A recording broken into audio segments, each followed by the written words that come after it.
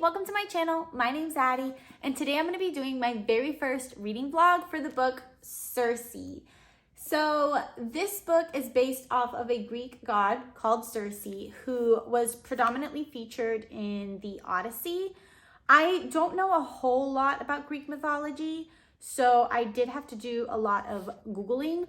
But if you do go to read this book and you also don't know a lot about Greek mythology, the back of the book has a cast of characters. It goes through the Titans, the Olympians, and the mortals that are in the book.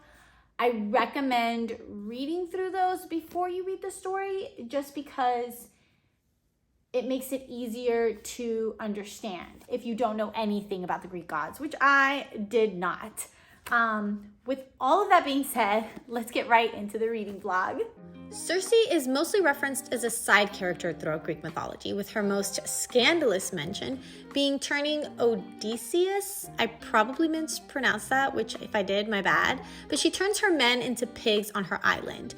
And that event does take place in this book, but the way that they meet, the details are switched around a bit. This book is not as fast-paced as the Odyssey was, and it's mostly just focused on her overall character arc. She's essentially the black sheep of the family and doesn't really understand her place in the world, and she starts off as a very shy and naive girl who ends up being hardened by the experiences in her life. When I tell you that any time that she thought she had found her place in the world and was happy, the rug was pulled out from under her. I want to try to make this review spoiler free so that I don't give any details to certain scenes.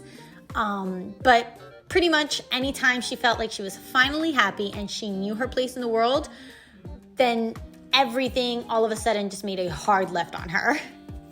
This is a slow-paced adventure book, and I typically don't quite care for books that are slow-paced and that don't have a romance subplot. The author did end up writing the book in a way that reeled me into wanting to know Circe's story. And I'm not saying that there wasn't any romance in the book, it's just that the romances, like everything else in Circe's life, didn't quite work out for her. To me, her story comes off as a very coming-of-age story with the message that when you're at your lowest point or even viewed as weak by others, you can save yourself, and that family may not always be those of blood, but rather those who you create a special bond with. So who should read Circe? I think you'll really enjoy this book if you love Greek mythology, coming-of-age stories, feminism, or any slow adventure reads. To wrap up this review, I'm going to share some of my favorite quotes that maybe will inspire you to read the book as well. He showed me his scars, and in return, he let me pretend that I had none. Humbling women seems to me a chief pastime of poets, as if there can be no story unless we crawl and weep. All right, my final thoughts on this book is that it is a 4-star read. If you have it on your TBR, I recommend pushing it up. And if you're into Greek mythology, definitely give it a big push up because it's an amazing retelling of this Greek god. In the description box, I'm going to put a link for an interview that the author has about this book and another reading vlog that I watched after reading this book that I really liked. Anyways, that is everything for this reading vlog, and I'll see you guys in the next one. Bye!